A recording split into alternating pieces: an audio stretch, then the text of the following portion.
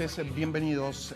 Acaba de terminar el mes de enero con una mala noticia en términos económicos. Se acaba de conocer que la inflación de enero es del 4% y si uno lo traza en perspectiva, en función de lo que también dicen las consultoras privadas, y no por esto son opositores, estaríamos hablando de una inflación anual entre el 50 y el 60%. Y uno se pregunta, ¿para qué sirven los presupuestos nacionales más allá de que sirven como orientador a dónde va a ir los gastos, ¿no? Porque el presupuesto nacional, como ustedes saben, plantea una inflación para fin de año del 29%. Decíamos, una inflación a nivel nacional del 4% y Córdoba cerca del 6%.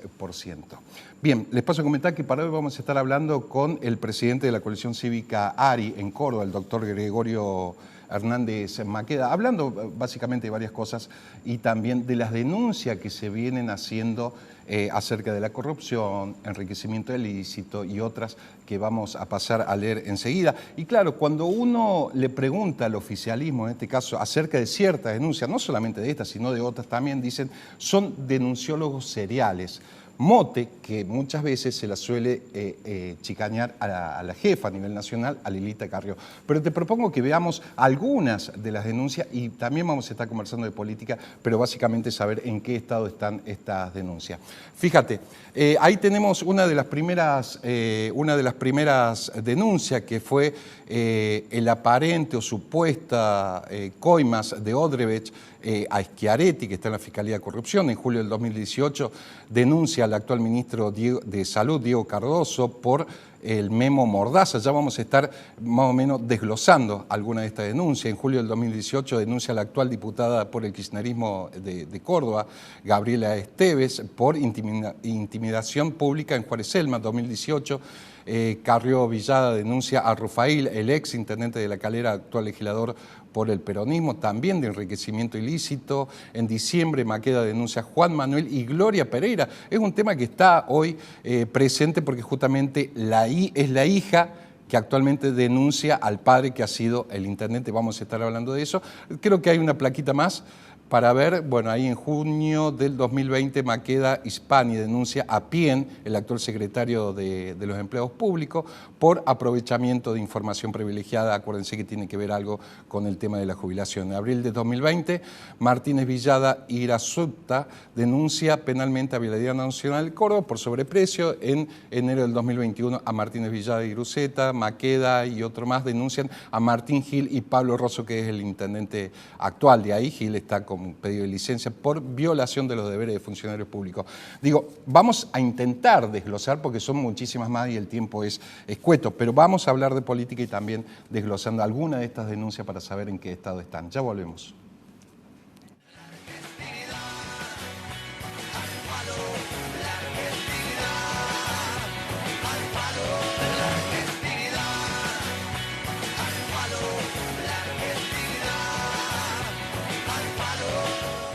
Empieza una nueva temporada. Recibamos a nuestros turistas con la cordialidad y simpatía que nos caracteriza. Seamos responsables. Nos cuidemos para cuidar a otros. Municipalidad de Villa Carlos Paz.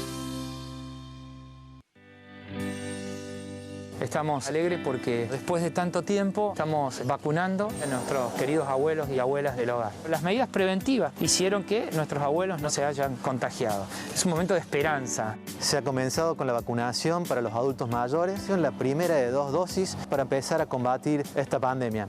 Pasó lo más hermoso que esperábamos nosotros, que nos vacunaron. Eso para nosotros es un logro muy grande porque estaban cuidando nuestra salud. Este es un momento distinto, porque pasamos más tiempo en casa y usamos más energía. Para que todos los cordobeses tengamos un verano saludable, usemos la energía eficientemente. Sabemos que este recurso es fundamental para el desarrollo de nuestras actividades. Cargar el celular para estar conectados, prender la computadora, entretenernos mirando televisión o refrigerar un ambiente para sentirnos cómodos. Cuidemos la energía entre todos. EPEC, para seguir creciendo juntos.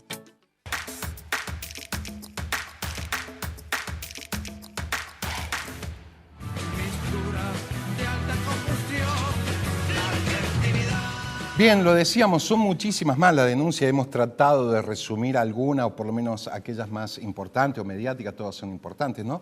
Doctor, ¿cómo andas? ¿Qué dices? ¿Qué tal, Cristian? Muy buenas tardes y un gusto enorme estar con vos. Bien, no es desconocido decir que la oposición, o el oficialismo en este caso, suele decir, usan la chicana de la denuncia, son denunciólogos seriales. ¿Cómo lo toman a eso? Lo primero es que la sociedad de Córdoba tiene que saber que hay una decisión, primero del ex gobernador de la Sota y actualmente un plan mantenido por el gobernador Schiaretti de que en Córdoba la impunidad sea la ley. ¿Por qué? Porque diseñaron un poder judicial, un fuero anticorrupción a medida de la impunidad de los poderosos, con lo cual en Córdoba la ley y la Constitución no existen más que en tristes pedazos de papel escritos. Y esta es una política deliberada. Por algo en Córdoba no tenemos fiscal general. Todavía es decir, seguimos, sí. La Constitución crea el cargo de fiscal general para que sea el que impulse las investigaciones, defienda los intereses de la sociedad. Entonces, frente a este vacío de legalidad, frente a este vacío de justicia, frente a esta impunidad reinante, no nos queda otra que a los partidos que estamos convencidos de que la corrupción es la contracara de la pobreza, porque no es la corrupción por una cuestión moral o religiosa, sino por una cuestión de que sin ley y con políticos que roban, tenemos el 50% de pobreza que tenemos actualmente. El día en que Argentina. entendamos que la corrupción mata, creo que vamos a tomar mayor conciencia, Gregorio. Gregorio, quiero empezar con algunas, porque para que no se me vaya tanto el tiempo, y son muchas, quiero saber el estado de algunas denuncias. El tema de Odebrecht, por el tema de supuestas coimas del gobernador Schiaretti, ¿en qué está eso? Porque bueno, es algo que empezó en Brasil, me imagino. Que... Es un escándalo que empezó en Brasil, en el juzgado del juez federal Sergio Moro, en Curitiba, que el señor Youssef fue el delator premiado quien dijo que la empresa Odebrecht, para que la gente que por ahí no se acuerda sepa, esta mega constructora... Que tenía una oficina para coimas. Exacto, ¿no? multinacional. Y que terminó con el presidente de Perú, entre otras cosas y otras. Que volteó innumerable cantidad de presidentes en el mundo. Bueno, admitió haber pagado coimas al gobierno de Córdoba para construir los gasoductos troncales, aproximadamente 30 millones de dólares, y cuando se le preguntó al gobernador en ocasión de la campaña de 2017, él dijo, ¿por qué Odebrecht no, que hizo obras en Córdoba y en todo el mundo y admitió haber pagado sobornos, ¿por qué en Córdoba no? Y dijo, porque nosotros no coimeamos a nadie. Pero allá te habían admitido que sí. De alguna manera, tácitamente, lo que el gobernador, o sea, si hubiéramos tenido una justicia independiente en Córdoba y no la que él diseñó, la justicia de la impunidad, es decir, la injusticia, un fiscal lo tendría que haber citado y le explique. Entonces, ¿cómo fue que Odebrecht en Córdoba no pagó coimas si el empleado de la empresa decía que sí lo hizo? Ahora Gregorio, pero sí una causa que terminó con presidentes, con funcionarios, que fue mucho más allá de Brasil. Si hubiera sido así, ¿por qué no terminó entonces o salpicó la cancha más aún en la provincia de Córdoba? Porque, más allá del fiscal que provincial, digo, es una mega causa. No, lo que pasa es que hubo intereses cruzados y Odebrecht no solamente tenía contratos en Córdoba, también tenía con el kirchnerismo, también tenía con el gobierno de la Ciudad de Buenos Aires, esto hay que decirlo, por otro lado... Con Macri. Exacto. Entonces... ¿Socio de ustedes? Y por supuesto que sí. ¿Sí? Acá en el punto de la contratación de la obra pública tenemos la coalición cívica una diferencia muy grande con los partidos que han gobernado. En ese sentido nosotros marcamos una diferencia y por eso reivindicamos nuestra propia identidad en una alianza que es Juntos por el Cambio, que la sostenemos, pero también marcando nuestras diferencias. Sí. La otra, vamos a ir más o menos rápido, la de Gabriela Esteves, la actual diputada del kirchnerismo por Córdoba.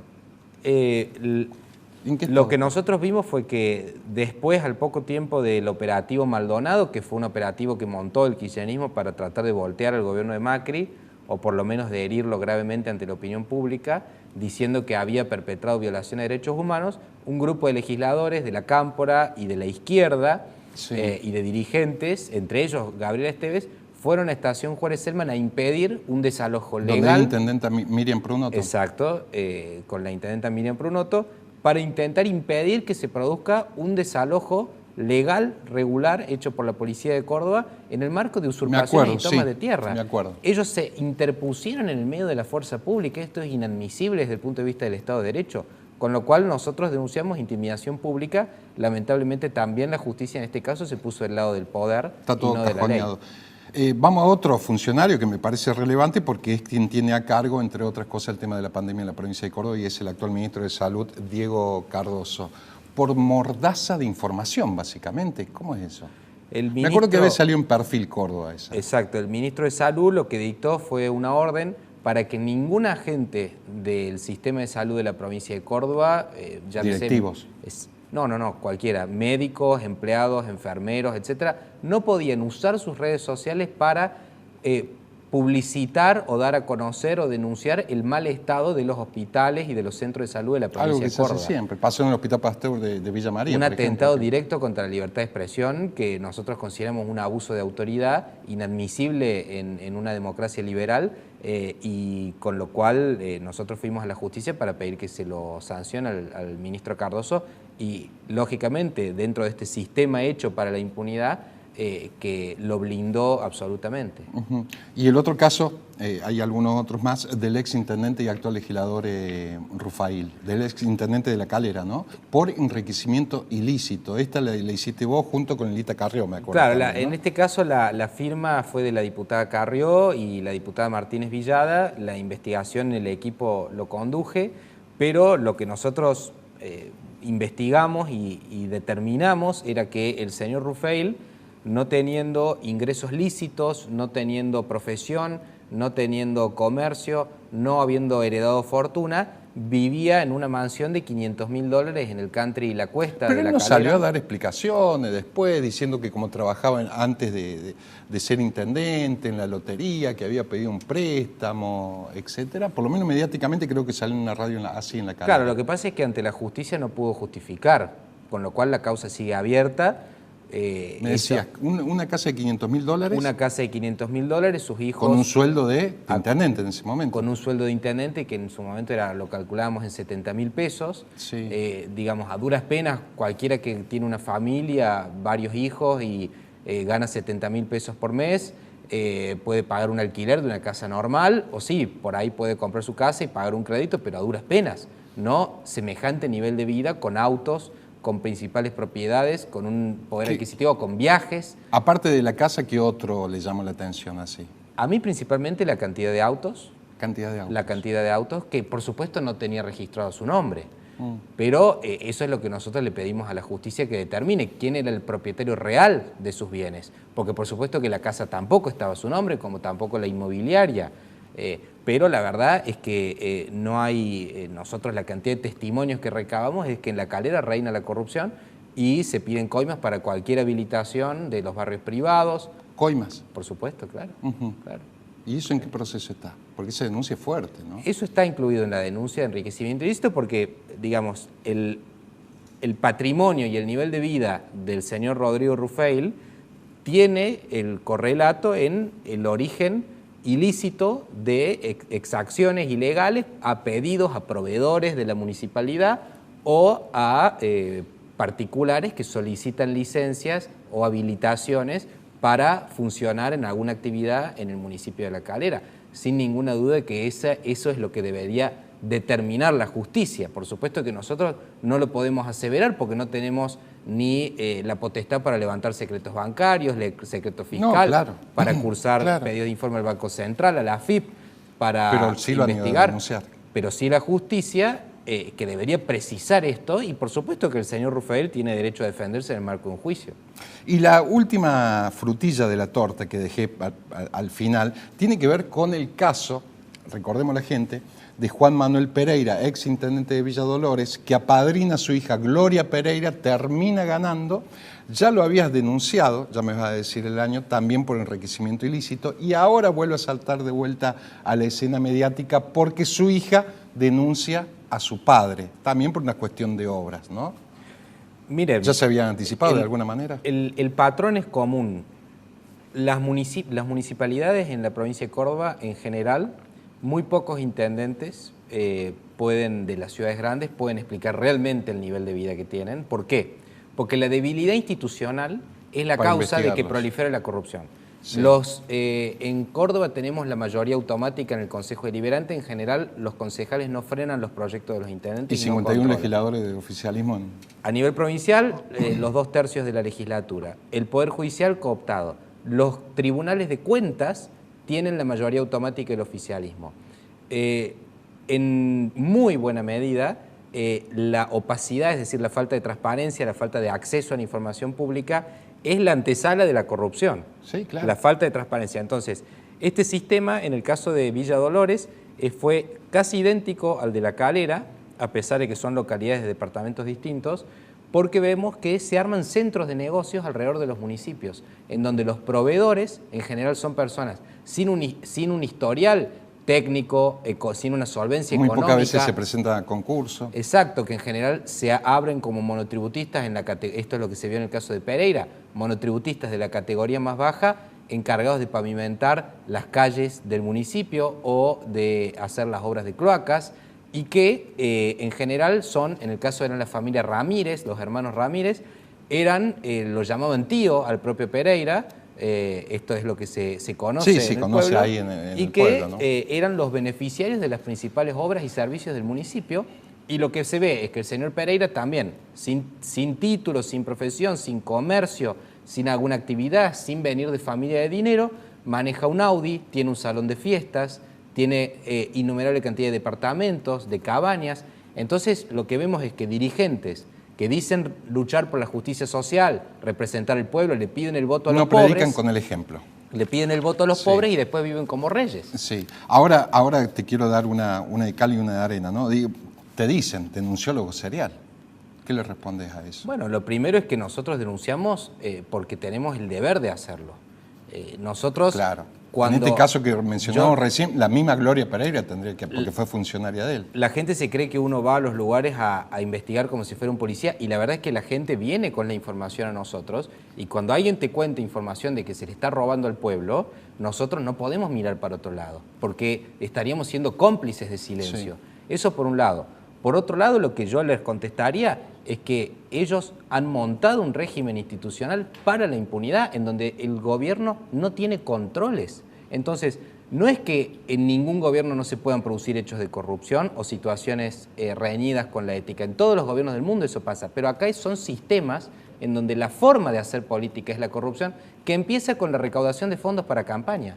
Por eso. Sí. No, te quería decir, hablando de la denuncia, una de las primeras tiene que ver con la denuncia a Schiaretti. En su momento, creo que fue en el 2019, saliste a denunciarlo a Schiaretti, pero tu jefa política, Elisa Carrió, salió de alguna manera a desacreditarte, digo. Sí, en realidad eso no... ¿Cómo está la relación? La relación está muy bien con Elisa Carrió. Yo he estado conversando con ella en su casa ahora en enero. La verdad que ella para mí ha sido una gran defensora, una gran impulsora de nuestras investigaciones, de nuestra denuncia, de nuestra actividad política, que va más allá del activismo anticorrupción.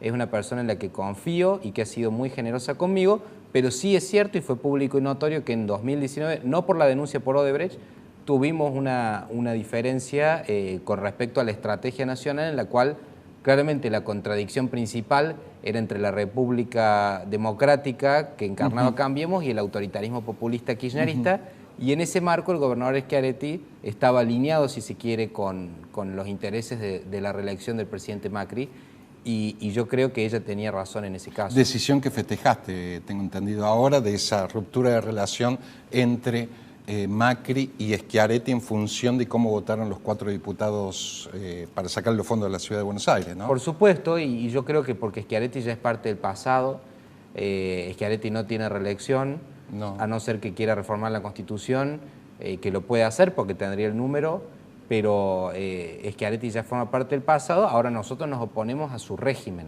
político, económico y social por considerarlo profundamente injusto y queremos sustituirlo por un régimen republicano. Creemos que Córdoba tiene que dejar de ser esta autocracia electiva en la cual simplemente se vota al gobernador, pero después el gobernador concentra la suma del poder público. Ahora, eso Gregorio, engendra corrupción. Sí, seguro, como decía Montesquieu, ¿no? Mucho tiempo en el poder ya tiende a la corrupción.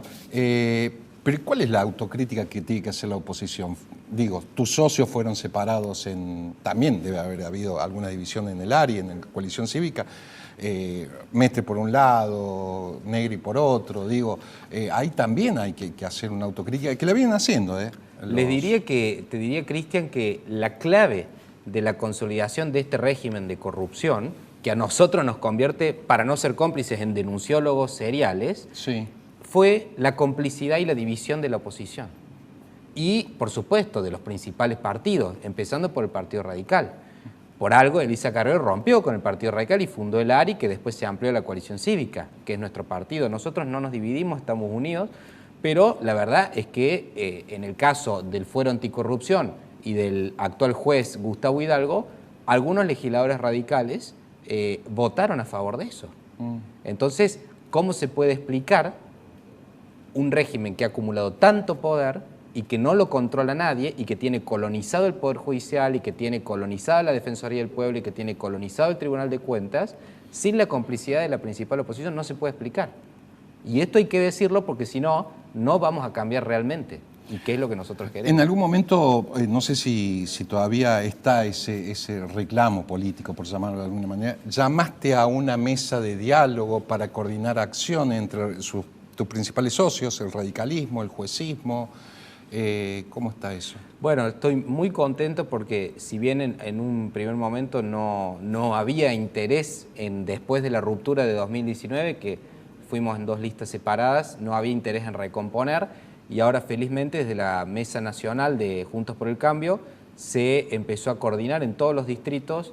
¿Y en Córdoba también? Exacto, este reclamo por la vuelta a la presencialidad en las clases. Claro, que estuvo la semana pasada los principales dirigentes de la oposición. Y nos juntamos ahí dirigentes de los 3 partidos, de los 4, acá en Córdoba, incluyéndolo a Luis Juez, con Brenda Austin, con Zoe El Zucaría, con nuestra legisladora Cecilia Asusta, con el legislador Marcelo Cosar.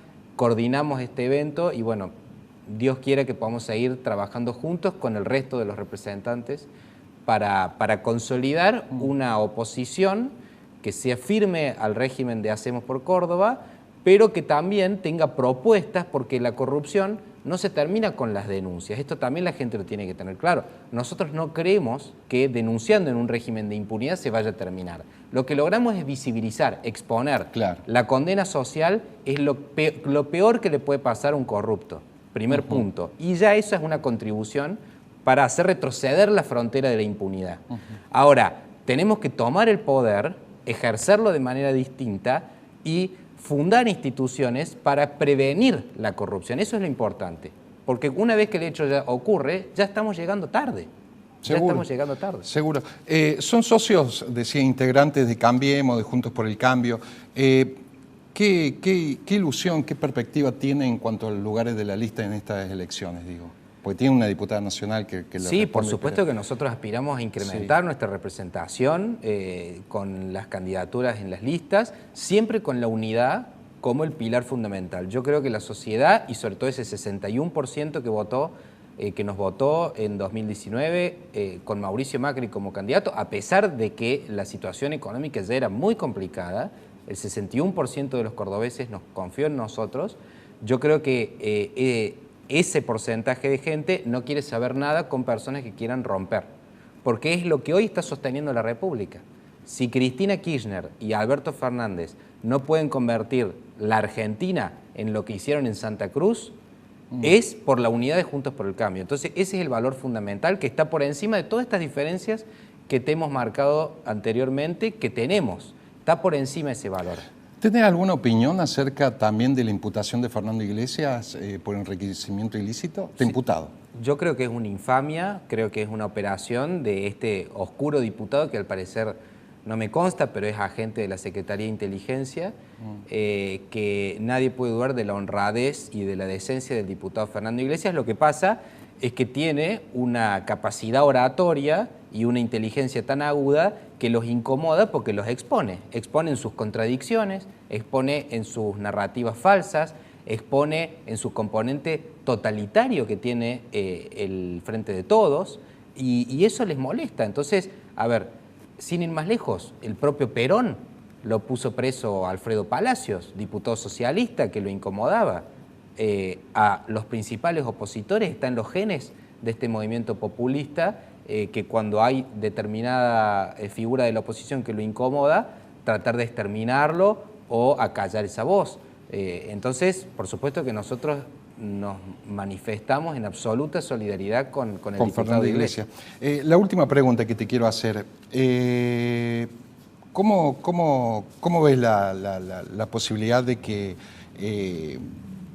algún integrante del ARI sea una figura expectable?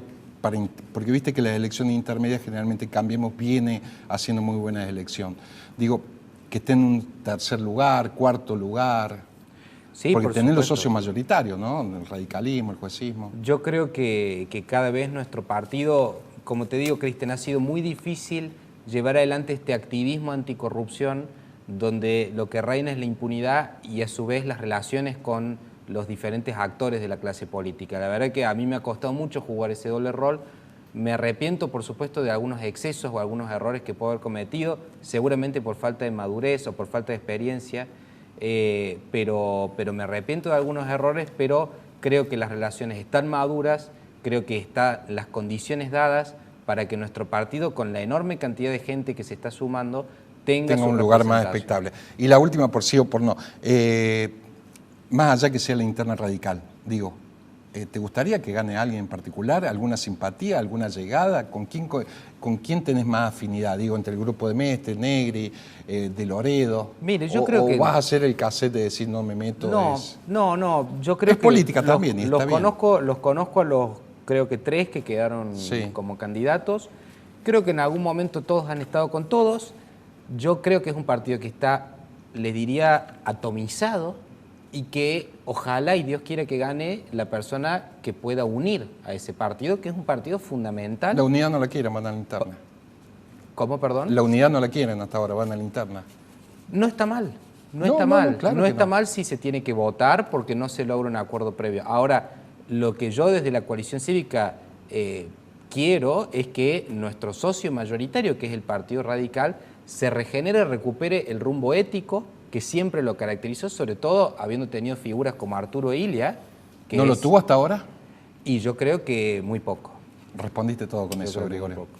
Gracias por tu visita, hasta la próxima. No, por favor. Gracias. Bien, nos vamos hasta la semana que viene, gracias.